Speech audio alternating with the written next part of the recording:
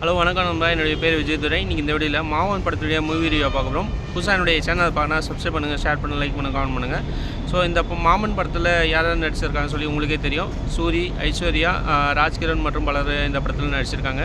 இந்த படத்துடைய ஒன்லைன் என்னன்னு பார்த்தீங்கன்னா, ஒரு குடும்பம் பாங்கான கதையை தான் இந்த படத்தில் வந்து பார்க்க முடியுது.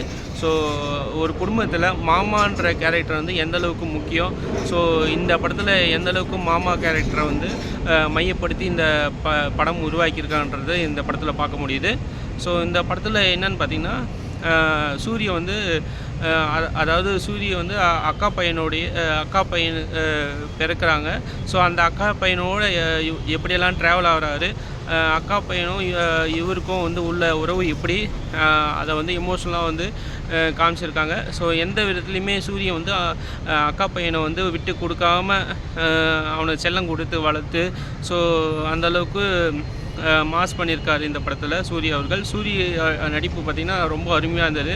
ஸோ இந்த படத்தில் வந்து நல்லா எமோஷ்னலாக கதைக்களம் கொண்டு போயிருக்காங்க. லேக் அந்த மாதிரி எதுவும் பெருசாக எனக்கு தெரியலை. என்னன்னு பார்த்திங்கன்னா, இந்த சீரியல் மாதிரியான கதைகளை விரும்பி பார்க்குறவங்களுக்கு இந்த கதை பொருத்தமானதாக இருக்கும். ஸோ சீரியல் பேஸு அதாவது குடும்பம் பாங்கான படம் பார்க்க விருப்பம் இல்லாதவர்கள் இந்த படத்தை வந்து ரிஜெக்ட் பண்ணலாம். ஸோ இதுதான் வந்து இந்த படத்துடைய மெயின் கதையாக இருக்குது. ஸோ குடும்பம் பாங்கான ஒரு படம் குடும்பத்தோடு வந்து பார்க்கணுன்னு நினச்சிங்கன்னா இந்த படத்தை பார்க்கலாம். இந்த படத்தில் ஹிஷாம்ன்றவர் தான் வந்து மியூசிக் பண்ணியிருக்காரு. மியூசிக்கில் எந்த ஒரு குறையும் இருக்கிறதா எனக்கு தெரியலை. ஸோ இது டைரக்டர் யாருன்னு பார்த்தீங்கன்னா, பிரசாந்த் பாண்டியராஜன்றவர் தான் டைரக்டர், இந்த படத்துடைய டைரக்டரு. ஸோ இந்த படத்தில் வந்து என்னன்னு பார்த்தீங்கன்னா, ஸோ அக்கா பையனை வந்து எப்படி பார்த்துக்கிறாரு ஸோ சூர்யா அவர்கள். ஸோ அதுக்கப்புறம் எப்படி பிரிஞ்சு வராரு. ஒரு கட்டத்தில் வந்து சூரியும் அந்த அவருடைய அக்கா பையனும் வந்து பிரிஞ்சு போகிறாங்க. ஸோ அதை எப்படி ஹேண்டில் பண்ணுறாரு. ஸோ இவங்க 2 பேருமே வந்து அதாவது மதுரைக்கு போயிடுறாங்க. அதாவது சூரியக்கு கல்யாணம் ஆகி மதுரைக்கு போயிடுறாங்க.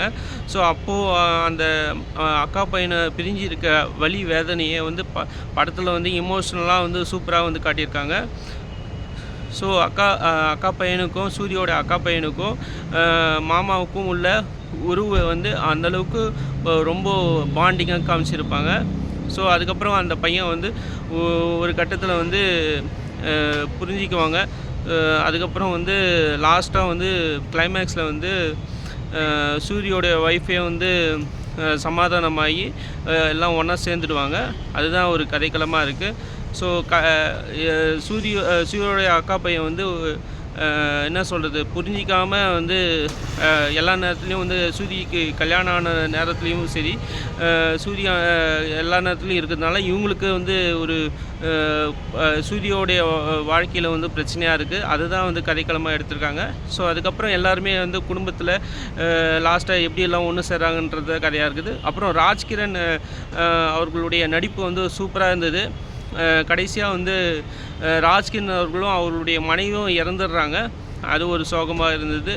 ஸோ அதுக்கடுத்து இவங்க எப்படிலாம் ஒன்று சேர்ந்தாங்க, சூரியும் ஐஸ்வர்யாவும் கடைசியாக எப்படி ஒன்று சேர்ந்தாங்கன்றது கதையாக இருக்குது.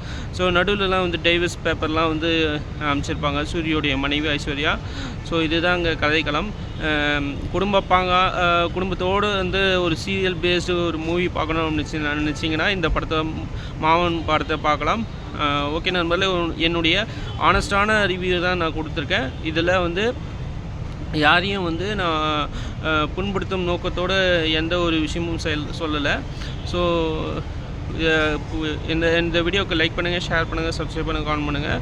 ஸோ என்னுடைய தனிப்பட்ட கருத்தை தான் இந்த பகிர்ந்துருக்கேன். மற்றவர்களுக்கு என்னுடைய கருத்தில் வேறுபாடுகள் இருக்கலாம். ஓகே நண்பர்களே, நன்றி.